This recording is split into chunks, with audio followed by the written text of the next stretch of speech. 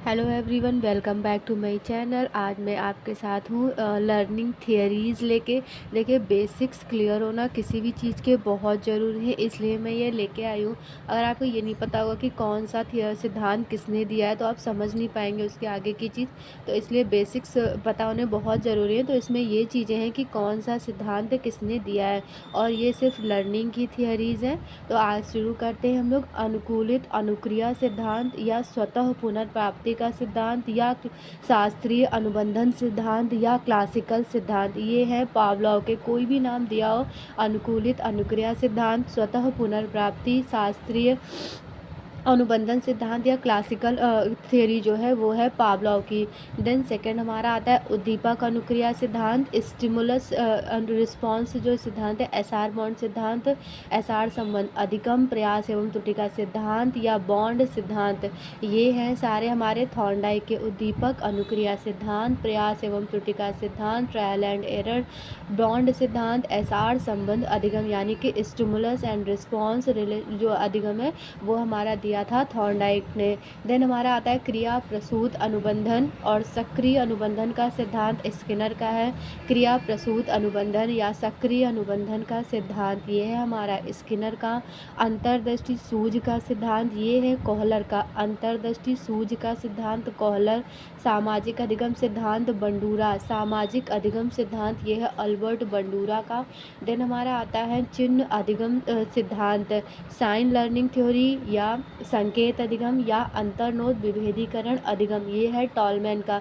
चिन्ह अधिगम सिद्धांत, या संकेत अधिगम, या अंतर्नोद विभेदीकरण अधिगम, ये हमारा दिया था टॉलमैन ने।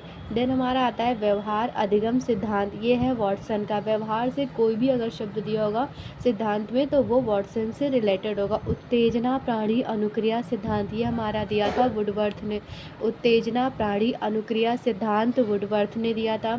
सबलीकरण प्रबलन सिद्धांत, या आदत परिवार अधिगम, हैबिट फैमिली हिरार्की, ये है हमारा हल ने दिया था। सबलीकरण प्रबलन सिद्धांत, आदत परिवार अधिगम, या हैबिट फैमिली हिरार्की, ये दिया था हल ने। क्षेत्र अधिगम सिद्धांत या जीवन देश लाइफ स्पेस दिया था कुर्ट लेविन ने। क्षेत्र अधिगम सिद्धांत या जीवन देश ये हमारा दिया था कुर्ट लेविन का है। और लाइफ स्पेस कुर्ट लेविन का है। और देन आता हमारा अधिगम का आवश्यकता ह्रासन सिद्धांत, ये है हमारा हल का है। अधिगम का आवश्यकता ह्रासन सिद्धांत ये है हल का।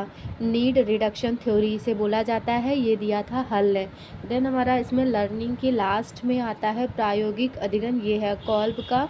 तो इनके आप लोग इंग्लिश वाले नाम भी ज़रूर याद रखें, क्योंकि मैंने आपको इसके पहले भी बताया था कि जो थ्योरीज़ होती हैं उनमें कभी कभी वो इंग्लिश में प्रोनाउंशिएट करके एज इट इज़ हिंदी में लिख देते हैं।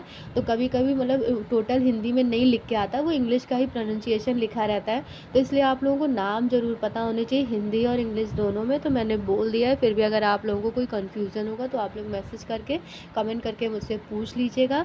मैंने इसमें लर्निंग की जितनी भी थियरीज़ हमारे में आती हैं वो मैंने सारी कवर की हैं। तो ये हमारा जो सीटेट के बच्चे हैं या टेट के बच्चे हैं उनके लिए भी बहुत हेल्पफुल रहेगा। अभी जिन लोगों ने एपीएस का फॉर्म भरा है ये उनके लिए भी बहुत हेल्पफुल है। और जो नेट के बच्चे हैं उनके लिए तो है ही, उन्हें तो ये पता ही होना चाहिए।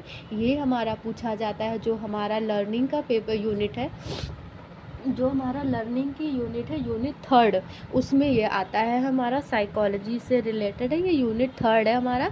तो ये आपको ज़रूर पता होना चाहिए, तो ये आप ध्यान से नोट डाउन कर लीजिएगा। और अगर कोई क्वेरी है तो आप हमें कमेंट कर दीजिएगा। Thank you.